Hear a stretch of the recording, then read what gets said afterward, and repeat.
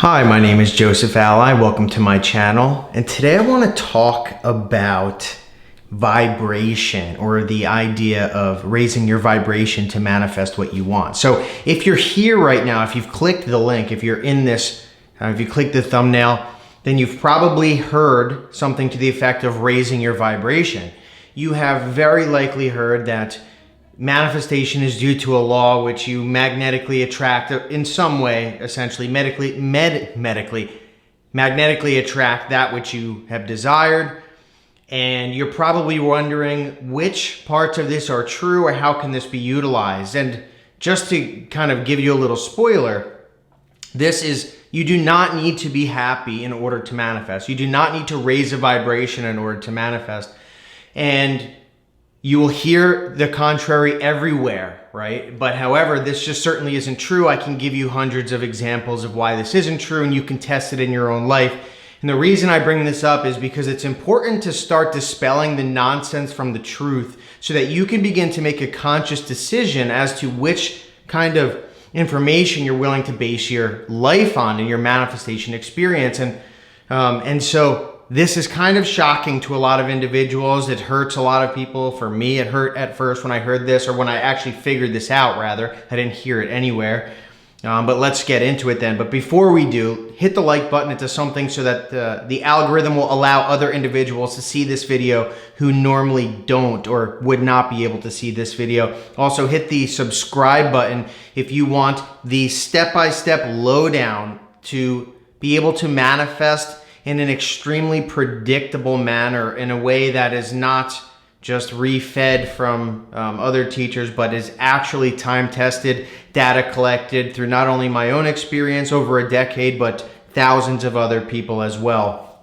So let's get into it then. This idea, or the premise, is that our life, our manifestation experience is based on raising our vibration. And so essentially, if you go to Google and you type in vibration scale, law of attraction, what you'll see is a scale, and all the way on the bottom, you'll see an idea of you'll be manifesting negative things. And if your vibration is really high, then you'll be manifesting good things.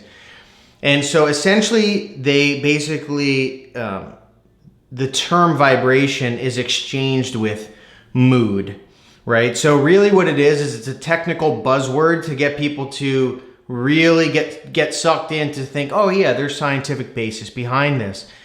However, and there are certain ways that you can say that we are emitting some type of electromagnetic force, which is absolutely true. Every human, and not even everything on this world is emitting an electromagnetic field, alive or dead.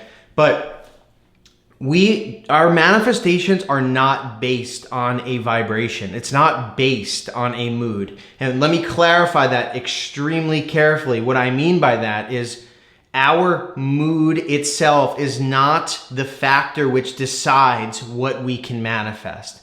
And to narrow that down even more, what I mean is that if we use our imagination and completely leave out our mood, we can and will still manifest. And so here's the truth about this. We have always been manifesting. There has never been a moment in our lifespan that we have not manifested. And so we have no choice. We will and we must manifest. But our choice is to choose what to manifest. Now, what do I mean by that? That means that our awareness, our consciousness is continually reproducing that which is inside of it. So there's a verse in scripture which says, as within, so without. And what this means, or as in heaven, so on earth. And heaven is equated to our mind, our consciousness. And so the world, or the experience that we live in, is shaped and controlled by every single thing that has ever entered into our mind. Now that includes external stimuli, which I just did a workshop on mental diet, talking about how external stimuli can have an influence upon our mind, which therefore has an influence on what we are going to create. But more times than not, we will be creating strictly through our inner mind, our thoughts, our feelings, our imaginal acts, our moods, right? Now, is that contradictory or what? anything that enters into our mind or anything that we allow to take action in our mind and dwell upon has the potential to impress our subconscious mind. When that happens, when something hits the subconscious mind, it is guaranteed to manifest outward. And so the journey then becomes to figure out how to allow ourselves to feed our consciousness with things that we wish to experience. What that also means is that if we're not experiencing a world that we want, right? Now this is really important, so listen closely. If we're not experiencing a world that we wish to experience, if we don't have the lover that we want, if we don't have the money that we want, if we don't have the business, the body, the happiness, anything that we can contemplate, if we don't have that, then all we have to do is change the contents of our mind to pretend essentially as if we have it. Now, and that's in any faculty. If we change our inner dialogue to act as if we already have that $1 million, if we change our inner dialogue to act as if we already have that wife or husband, if you visualize that you already have that wealth, that health, that love, that happiness, that spirituality. These acting as if types of activities, these imaginal activities, when used in the consciousness, will reproduce and manifest itself, meaning the carbon copy of the thing that we imagine will be replicated outward. So what does that have to do with vibration? Again, nothing. So the false premise is that our mood establishes the outcome. The false premise is that, let me clarify that even more. The false premise is that only mood defines the outcome. And what I want to do is explain to you a very brief period in my life which disproves this, and time again disproves this, and how you can disprove this yourself, and not for any reason, not for no reason. The reason to disprove this is so that you can begin to lean upon truths which are not taught anywhere else.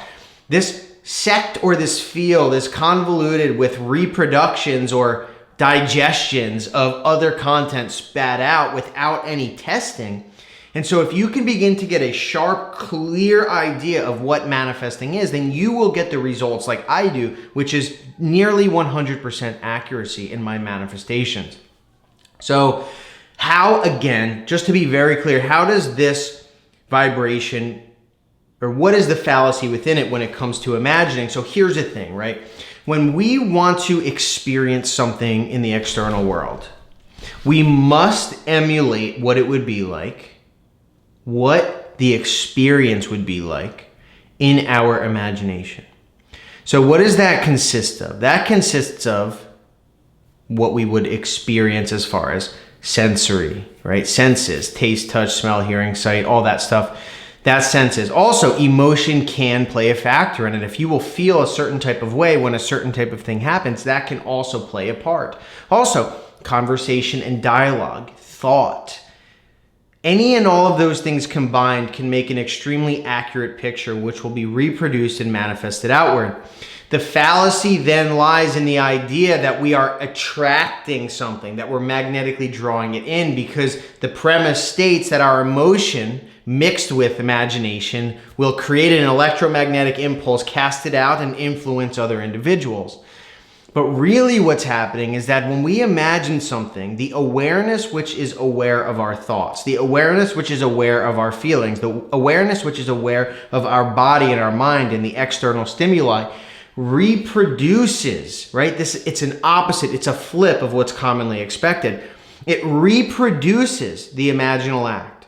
So the process here goes, imagine, impress the subconscious mind through some form of hypnosis and imagining at the same time. And then awareness will replicate it outward in some amazing way and bring it back to the sender. And so if you don't want to use emotion in your imaginal acts, see, me personally, I don't use emotion that much in my imaginal acts. What I do instead is I use words in my imaginal acts, because words have a much more accurate meaning defined behind it. You'll watch how each different faculty of your imagination will become clothed in flesh. And what I mean by that is every word that comes out of my mouth must be accounted for and expressed in this physical reality. And so accuracy, and it's not just words, but it could be emotion. It could be visualization. Everything that enters into our consciousness, words, feelings, emotions, sensory vividness, each of these things must become clothed in flesh on the external world. And so if you leave one out, the rest of them don't go bye-bye. When I was younger, and I gotta still figure out a way to put this in a nice sounding way, but I was essentially desperate, suicidal, homeless, addicted to drugs, in and out of, I went to about 20 or 30 different treatment facilities. I mean, we're talking in a very, very sorry state of affairs. And I know that some people can relate to this. I was still manifesting then. I was at my most desperate points in life and I was able to manifest. It is not a continuous matching of a vibration which brings something in. Instead, it's the carbon copy of what we visualize becomes replicated, or the carbon copy of what we hear will become replicated and happen on this screen of space. So we don't have to match this vibration continuously, so to speak. And it's not just emotion or feeling that allows this manifestation to come to pass. Albeit, if you combine different facets of your imagination, all of those that I mentioned before, such as sensory vividness, emotion, speech, thoughts, then you will have a full, accurate representation of your manifestations. But do this and prove once and for all that vibration is nonsense, and that then that's a huge, knowing that you don't have to be happy all the time will really save you. Because all you have to do is one singular time impress the subconscious mind properly, and you'd never have to think about the thing again, and it will manifest. Now, again, there's a lot of people who hate this idea because it conflicts with their current beliefs. But you can simply prove it to yourself. Every morning, write a list of 20 different things as if you already have them. Small things, medium things, large things, like I received a free cup of coffee. Or you can put it in the tense as if it always happens, like I receive a free cup of coffee. I always receive a free cup of coffee. Or an old friend messages me, or something of the like. And what you will find is if you repeat that process every single day, now that's it. It's like stream of consciousness style. You're not visualizing it. You're not imagining it. What you will find is, and this is something that I've proven to myself, I have not heard this anywhere else ever. You just have to prove it to yourself, right? It's something that really it breaks the mold of manifestation, but it cracks it wide open. You do that every day. You write that list of various things. It rained for 10 minutes. Anything that you want. Someone dreams of me. And it always in a tense as if it's happening or as if it's already happened. And what you will see is if you do this every day, do this for a week, 2 weeks, 3 weeks, not necessarily even reflecting back on the day before, but eventually, if you continuously do this, you will watch and see all of those manifestations will come to pass, which means, and trust me on this, there's been probably 1,000 people that have watched this who have deliberately reported back to me that it works. Obviously, it works for everyone. It will work for you as well. And what we find is that you don't need to feel anything. You don't need to be emotional at all. And it really saves a lot of mind space, right? So, and that's a huge premise for manifestation. And it's also a way to prove to yourself that you can do this. And it helps you stay away from all the negative stuff, the lies, all that stuff. So test that and prove it to yourself. Also, just to wrap this up, I wanted to say that on my social media platforms such as Instagram, this one, etc., this year is going to be a little bit different. Definitely get signed up for everything, all my media accounts, because I will be posting various content that may not be available anywhere else on each platform, rather, and my email list as well. So listen, thank you for watching. Thank you. Hit the subscribe button, bell icon, all that beautiful stuff. Peace.